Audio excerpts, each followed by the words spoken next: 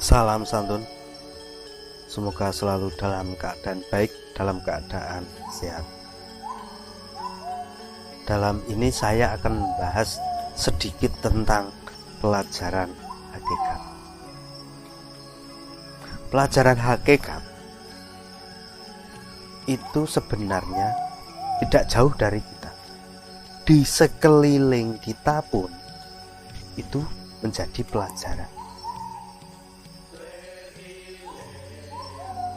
Karena yang namanya pelajaran hakikat, alam itu bagian dari kita.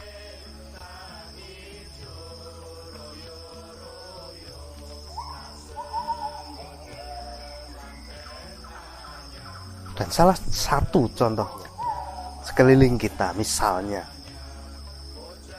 melihat seorang pengemis terus meminta, itu sebenarnya suatu pelajaran.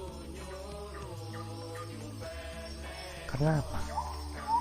Kenapa toh kok ada seorang pengemis?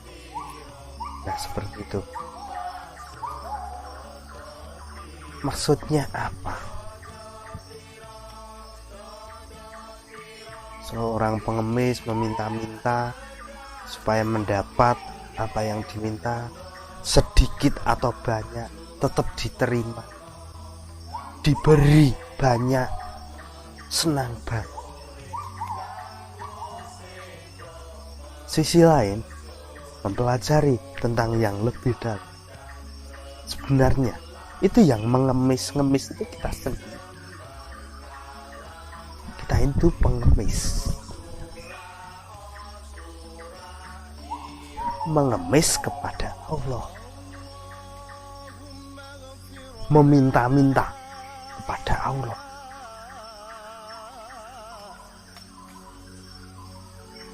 Meminta rezekinya diberi kelancaran, meminta hidayahnya dari Allah.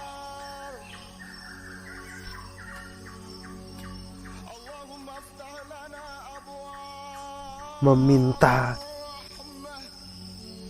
apapun kerjaannya, apapun aktivitasnya, apapun perjalanannya diberi kelancaran. Meminta rumah tangganya diberi ketentraman.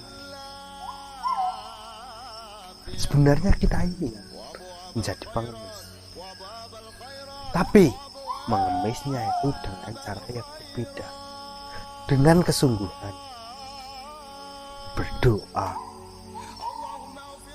menjalankan sholat, wirid,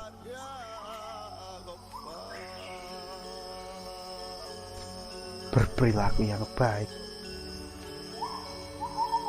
Kita itu selalu meminta-minta hidayah Allah, petunjuk Allah. Kita ini yang menjadi pengemis. Karena dalam pelajaran hakikat di sekeliling kita ini adalah gambaran pelajaran. Diibaratkan juga, kalau membaca Al-Quran, kalau yang bisanya baca, ya bisanya baca. Kalau yang bisa menghafal, ya menghafal. Tapi kalau di Al-Quran kita bisa mempelajari lebih dalam apa makna kandungannya, isiannya apa, hakikatnya apa, nah itu bisa mendapat pelajaran. Di situ juga ada artinya, ada terjemahannya, gimana kita mengartikannya, memaknai yang tersirat. Begitu juga dalam perjalanan hidup, dalam pelajaran hakikat seperti itu. Sekeliling kita itulah pelajaran. Tergantung kepekaan kita.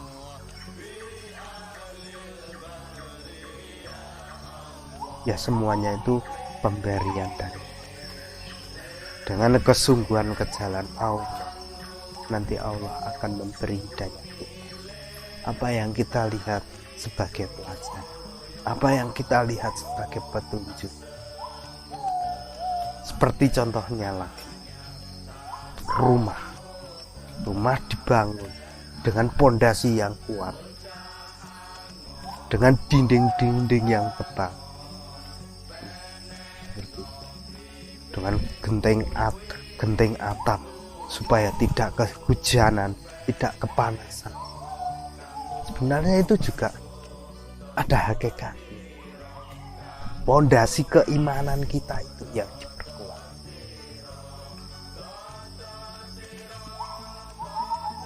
Supaya tidak roboh, imannya kuat. Supaya kena angin tidak roboh, kena hujan tidak roboh. Nah itu pastinya kalau pondasinya kuat, dinding-dinding rumah pun insya Allah juga dari godaan-godaan, dari ujian yang membelokkan kita ke arah yang tidak benar, itu insya Allah kuat kalau dilandasi dengan iman yang kuat. Saya yakin di situ. Seperti misalnya juga ada genting. Genting diibaratkan pengayom untuk memberi teduh,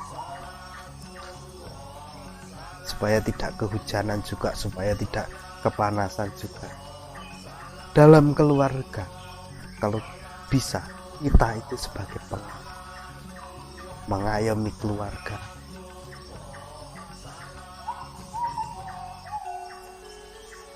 memberi arahan kepada keluarga, supaya rumah tangga itu tentram, rukun.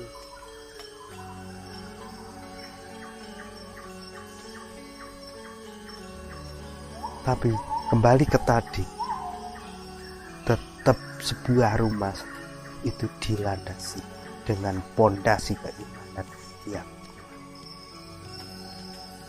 tentunya pondasi yang kuat itu dilandasi dengan keyakinan ke jalan Allah yang tidak mudah untuk digoyahkan, karena ini harta. Keyakinan ke Allah ini adalah harta kita nanti di akhirat nanti. Karena saya yakin kalau sebuah rumah dengan ibadah yang kuat, dengan ibadah yang tekun, rumah itu buat untuk berdoa, saya yakin ketentraman rumah tangga pasti ada, karena dilandasi dengan keyakinan ke jalan, kesungguhan ke jalan Allah. Karena rumah atau tempat kalau untuk sering beribadah itu nantinya beda. Kalau diibaratkan auranya itu adem,